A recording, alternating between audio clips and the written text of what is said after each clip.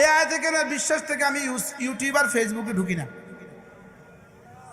এই আয়াতে কারিমার বিশ্বাস থেকে আলহামদুলিল্লাহ আমি চায়ের দোকানে বসি না। আলহামদুলিল্লাহ। এই আয়াতে কারিমার বিশ্বাস। والذين هم عن اللغو معرضون। اللغو মানে মা লা ফায়দাতা ফিহি মিন আদ-দুনিয়া ওয়াল আখিরাহ, যার মধ্যে দুনিয়াও নাই আখিরাতও নাই। যার মধ্যে কি নাই? এমন কাজ মুমিন করে না যে কাজে দুনিয়া আসবে না অথবা আখিরাত আসবে না। কি বলছি বলেন?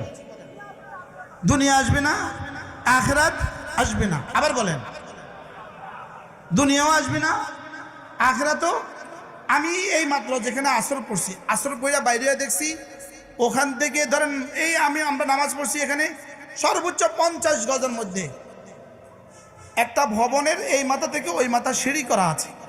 এই সিঁড়ি যে দূর জায়গা আছে, এর দূর জায়গা যুবকগুলো বসে আছে, প্রত্যেকের হাতে আলাদা আলাদা মোবাইল। প্রত্যেকের হাতে কি?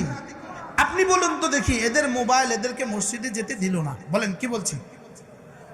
এদের মোবাইল এদেরকে মসজিদে যেতে কি? আচ্ছা, এদের মোবাইলে এলো কত, গেল কত?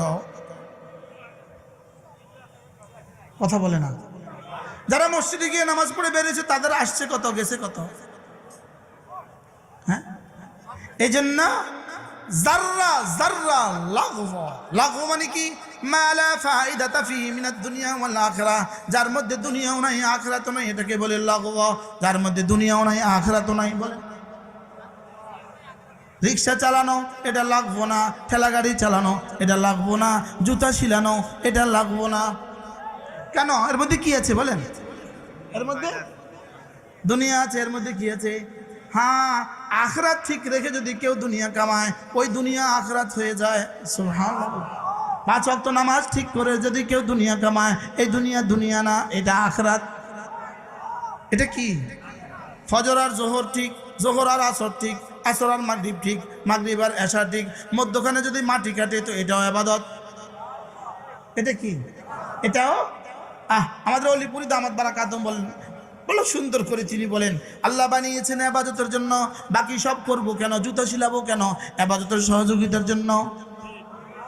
আমাকে বানিয়েছেন নামাজের জন্য, বাকি কচু বেচবো কেন? ইবাদতের সহযোগিতার জন্য। আমাকে বানিয়েছেন নামাজের জন্য, ছাগল চড়াবো কেন? ইবাদতের সহযোগিতার জন্য। এখন কি আমি সহযোগিতার মধ্যেই ব্যস্ত থাকবো নাকি মূল উদ্দেশ্যে ব্যস্ত থাকবো? তো শুধু মূল উদ্দেশ্যে ব্যস্ত থাকলে সহযোগিতা না করলে মূল উদ্দেশ্য হবে কেমনে? তাহলে বোঝা গেছে। বলেন কাজ, নামাজ, বলেন আবার বলেন, আবার বলেন, আবার বলেন। এজন্য আমরা বলি কর্ম ধর্ম, ধর্ম কর্ম, কর্ম ধর্ম, ধর্ম কর্ম। বলেন, মুসলমানদের কর্মই ধর্ম, মুসলমানদের ধর্মই কর্ম। সমস্ত বিজাতির ওদের কাছে ধর্ম, ওদের পণ্ডিতদের কাছে ধর্ম আছে, কর্ম নাই। আর ওদের মানুষগুলোর কাছে কর্ম আছে, ধর্ম নাই। আমরাই এক জাতি, আমাদের ধর্মই কর্ম, কর্মই ধর্ম, কর্মই ধর্ম, ধর্মই কর্ম। সুবহানাল্লাহ বলেন।